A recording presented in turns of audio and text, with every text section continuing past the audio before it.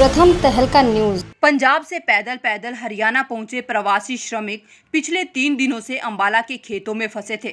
Haryana police उन्हें आगे नहीं जाने दे रही थी और पंजाब ने उन्हें वापस नहीं लिया, जिसके चलते श्रमिक बीच रास्ते में अधर में लटके थे।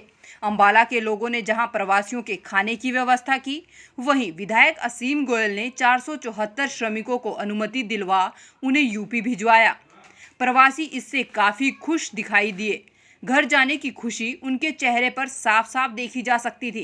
बता दें कि जाते जाते सभी ने हाथ हिलाकर विधायक का धन्यवाद भी किया। विधायक असीम गोयल ने कहा कि पंजाब ने उन्हें इधर धकेल दिया था, लेकिन उन्होंने मुख्यमंत्री से बात कर सभी को उनके प्रदेश पहुंचाने की अनुमति ली। इनके खाने का प्रबंध भी यहीं किया गया था। अब ये लोग खुशी खुशी घर जा रहे हैं। देखिए, कोरोना के चलते हुए जीवन के बहुत से रंग सामने आ रहे हैं और इंसानियत, लेकिन इस समय मुझे लगता है कि सबसे बड़ा फर्ज है जो प्रत्येक इंसान को अपने तरीके से निभाना चाहिए। ये प्रवासी साथी यूपी के आज लगभग 450 साथी, इनको हम 14 बसों के अंदर जो है इनके गंतव्य तक भेज रहे हैं। आदरणीय मुख्यमंत्री जी की मैं बहुत बहुत उनका धन्यवाद करना चाहता हूँ कि एक बार कहने से उन्होंने इनके लिए इतना बड़ा दिल खोल के उनको भेजने का प्रयास किया। कल ही मेरी उनसे बात हुई थी और आज हमारे पास बसें आ भी गई हैं। पंजाब के लोग, पंजाब की सरकार, पंजाब के जो अफसर हैं, इनको लगातार यहाँ धकेल रहे हैं।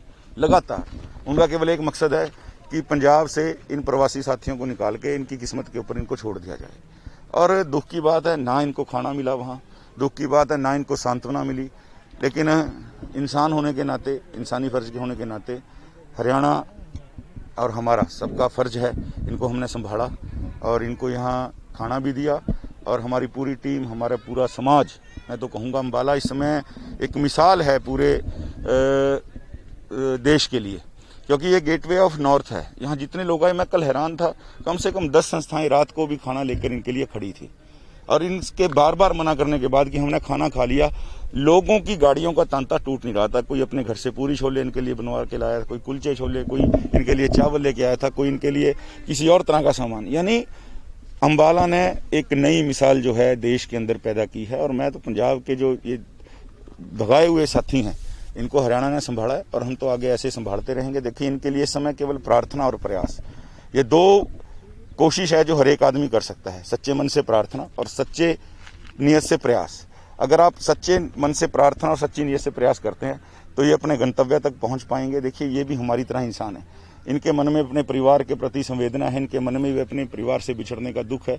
और जब ये आज जा रहे हैं तो इनके चेहरों की जो खुशी है वो आप खुद देख सकते हैं, पंजाब को किस प्रकार ये लोग कोस रहे हैं। लेकिन मैं इतनी बात कहूँगा, सरकारें चलती रहती हैं, सरकारें आती हैं जाती हैं, पार्टियां आती हैं जाती हैं, लेकिन हमें अपना इंसानी फर्ज नहीं भूलना चाहिए। लॉकडाउन के दौरान पंजाब से प्रवासी श्रमिकों का पलायन कई कोशिशों के बाद भी नहीं रुक रहा है, लेकिन हरियाणा पहुंचने पर अंबाला के लोगों ने प्रवासियों की मदद में कोई कमी नहीं रखी। दरअसल लोगों ने अंबाला पहुंचे प्रवासियों को आसरा और खाना दोनों ही चीजें दी। वहीं प्रवासियों ने बताया कि अब वे कभी भी पंजाब वापस नहीं लौटेंगे और साथ ही विधायक असीम गोयल का उन्हें वापस उनके प्रदेश भेजने के लिए धन्यवाद भी किया। परसों चले थे पैदल पंजाब से, वहाँ मकान वाले ने निकाल दिया था, मेरा मोबाइल वगैरह वो भी छीन लिया था और फिर रहने की कहीं जगह नहीं था, तो हम लोग पैदल आ रहे थे। तो फिर यहाँ के संगठन ने रोका, विधायक जी की तरफ से खाना पीना, बस भिजाने का बहुत अच्छा व्यवस्था था जी, बहुत खुश है जी। उन्होंने आश्वासन दिया था कि मैं आपको आपके घर तक पहुंचाऊंगा और पहुंचाने का। अभी तो सर जैसे सिचुएशन रहेगा उसी हिसाब से काम करेंगे। बाकी पंजाब जाने का तो मन नहीं है, क्योंकि वहाँ पे जो है इतना दुख उठाए कि ना मालिक ने ध्यान दिया, ना मकान मालिक ने ध्यान दिया, कोई नहीं ध्यान दिया। अब विधायक जी का सहयोग है, हर चीज़, तो क्यों नहीं पहुँचेंगे जी। मैं पंजाब से चला था सर, हमको भी 3 दिन हो गए यहाँ पे।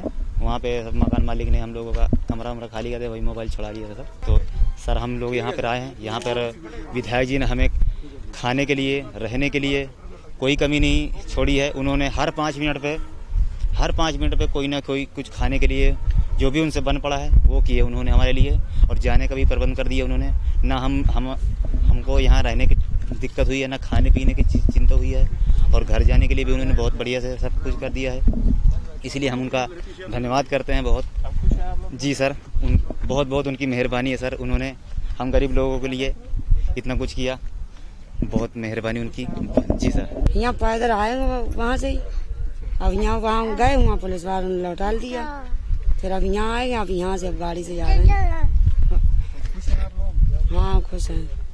उम्मीद थी कि पहुँच पाओगे या नहीं? अब उम्मीद जब हम यहाँ रुक गए तो यहाँ उम्मीद हो गई हम कि हम पहुँच जाएंगे। खुश हो आप लोग? घर पहुँच जाओगे, खुश हो आप?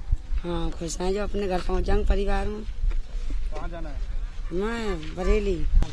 कैसे का पैदल पहुँचे, कुछ खाना पीना था नहीं, कमरे वाला किराया मांगता था, घर वाला मेरा ऊपी में फंसा हुआ, इसीलिए हम पहुँचे।